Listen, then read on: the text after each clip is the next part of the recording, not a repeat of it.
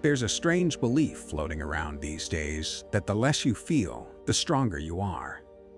That holding everything in, keeping a straight face through every storm, somehow makes you unbreakable.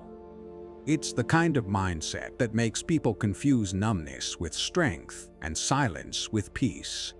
You've probably met someone like that, the type who says, "I don't care anymore," but their eyes tell another story. The truth is, pretending not to feel isn't power. It's pressure waiting to explode. From the Stoic perspective, strength isn't about shutting down your emotions. It's about understanding them without letting them control you. Stoics didn't aim to be cold or detached. They aimed to be wise. Seneca once said, "He who feels no pain feels no joy." That's the point. To live fully, you have to allow yourself to experience both sides of the coin. For the Stoics, mastery wasn't about killing emotion, but about giving it direction, letting reason, not fear or pride, take the lead. But somewhere along the way, people twisted that idea into emotional armor, thinking that to be stoic means to be unfeeling. And that's where the confusion begins. Maybe it's time to ask ourselves, have we mistaken emotional balance for emotional blindness? Maybe real strength isn't about being untouched by life, but about being touched deeply and still standing tall. If that last thought hits somewhere deep, if you've ever wondered whether your calm is real peace or just emotional shutdown, then don't let this be the end of the conversation. There's a lot more to uncover about what true strength really means. So, hit that subscribe button, drop a like if this made you think, and share your thoughts in the comments. I read every one of them. Let's build a place where wisdom meets honesty, and where feeling deeply isn't a weakness, it's power. Opinion 1. You are less affected by external stimuli. Have you ever noticed how some people stay calm even when chaos swirls around them? A car cuts them off, their boss yells, their plans fall apart, yet they don't explode, panic, or melt down. We often call these people strong, but maybe what they really are is less affected by external noise. The Stoics would nod in approval. To them, strength wasn't about being cold or detached. It was about being grounded, like a tree whose roots hold firm even when the wind howls. Take the story of an old blacksmith who worked in a noisy village workshop. For years, he hammered iron while others complained about the constant clanging. When asked how he tolerated it, he said, "At first, the noise annoyed me. Then I stopped listening to the noise and started listening to the rhythm." That's what the Stoics meant when they talked about training the mind, not by shutting the world out, but by changing how we hear it. Epictetus once said, "It's not what happens to you, but how you react to it that matters." But beyond reaction, Stoicism invites us to reshape our perception.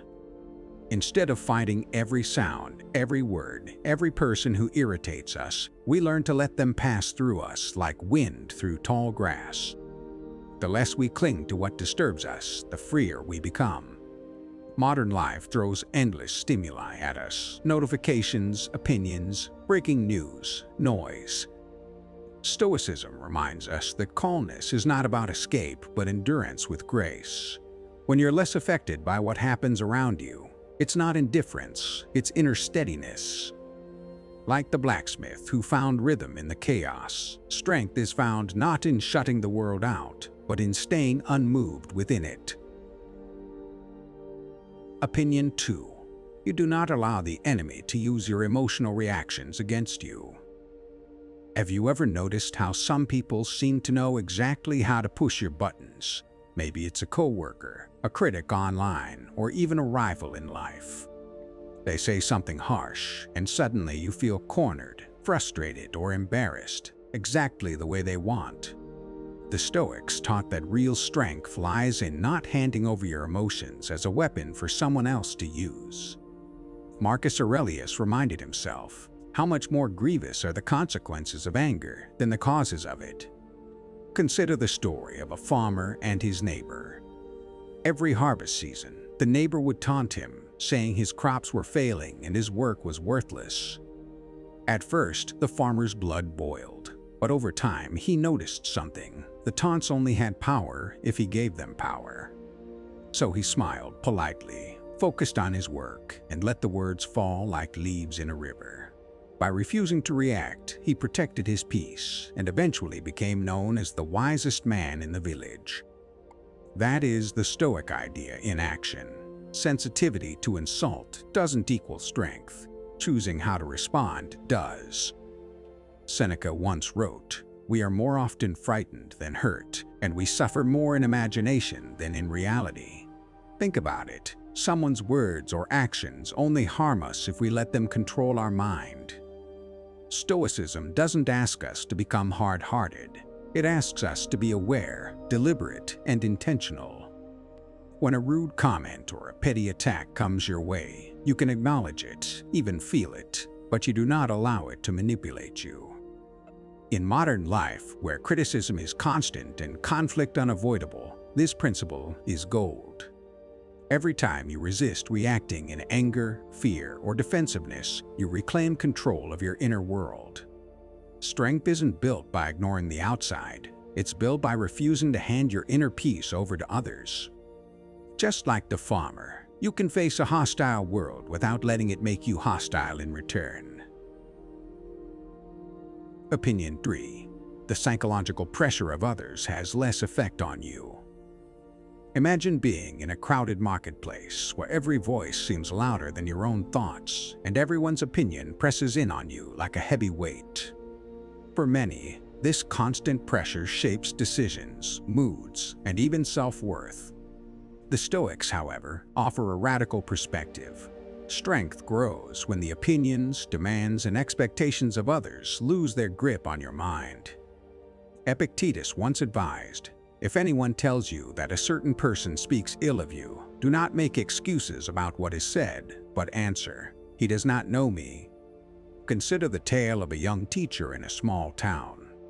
Every parent, colleague, and local official seemed to have an opinion about how she should teach. At first, she felt crushed under the weight of criticism.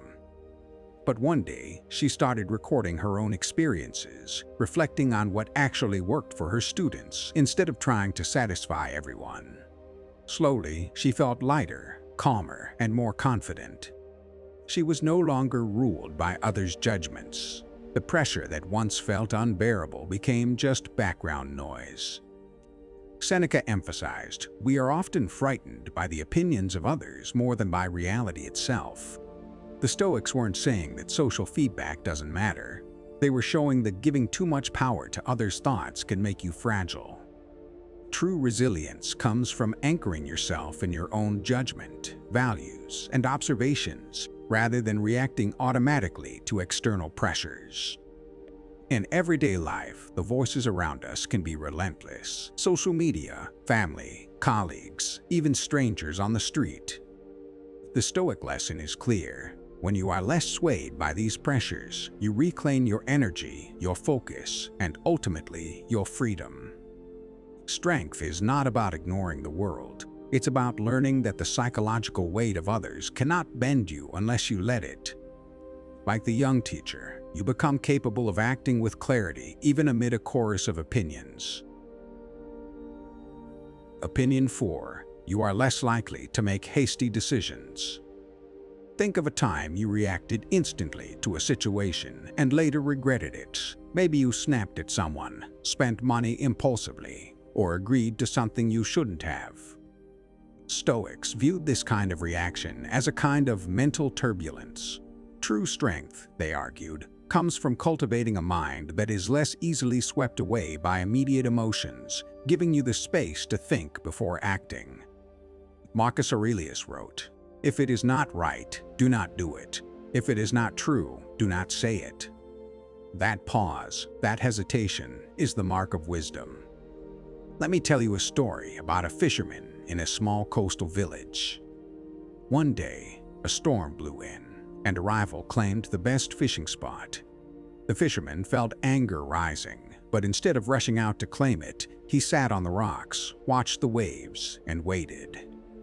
By the time he acted, the rival had left, and the fisherman had chosen a spot just as fruitful, without risking confrontation.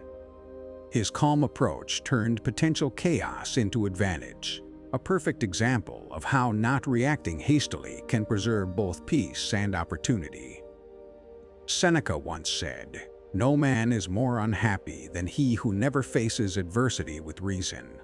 When we allow ourselves to pause, reflect, and observe instead of reacting immediately, we gain clarity. Being less sensitive to the emotional push and pull of the moment doesn't mean we're cold or unfeeling. It means we are thoughtful, deliberate, and resilient in the face of impulses. In daily life, the pressure to act quickly is relentless. Urgent emails, snap judgments, social media arguments, sudden conflicts. The Stoics' insight reminds us that strength is not in reacting first, but in thinking first.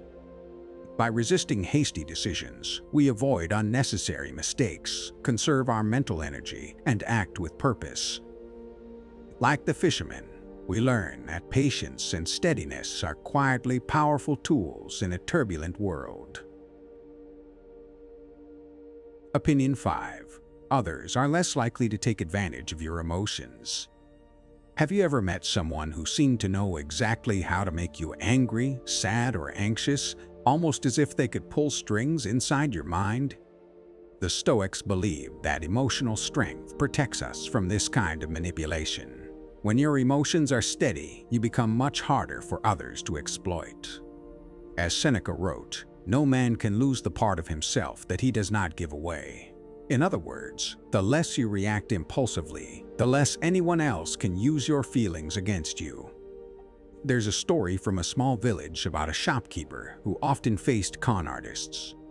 One would frequently try to trick him with sob stories or exaggerated complaints. At first, the shopkeeper reacted with sympathy, only to lose money. Over time, he learned to pause, ask questions, and observe without letting guilt or anger dictate his decisions. Eventually, the trickster stopped coming. By guarding his emotional responses, the shopkeeper made himself impervious to manipulation. Marcus Aurelius emphasized this kind of inner shield. You have power over your mind, not outside events. Realize this, and you will find strength. But beyond the familiar line about control, Stoicism teaches a subtler point. When you are calm and measured, you naturally protect yourself from being a tool in someone else's game. Emotional sensitivity is not weakness, but uncontrolled sensitivity is a vulnerability. In everyday life, whether at work, with friends, or online, people often test boundaries to see what provokes us. A strong mind is like a fortress. If your emotions are well guarded, others' attempts to sway or exploit you will mostly fail. Just like the wise shopkeeper, you maintain your dignity, make clear decisions, and navigate the world without letting someone else's manipulations dictate your actions. Emotional resilience becomes a silent, unstoppable form of strength.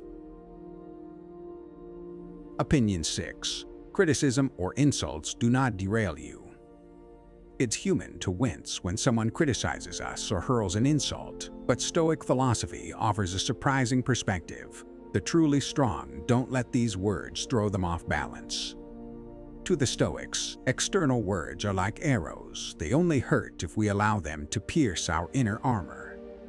Marcus Aurelius once reflected, "If someone can prove me wrong and show me my mistake, I will gladly change. But if not, why should I be disturbed?"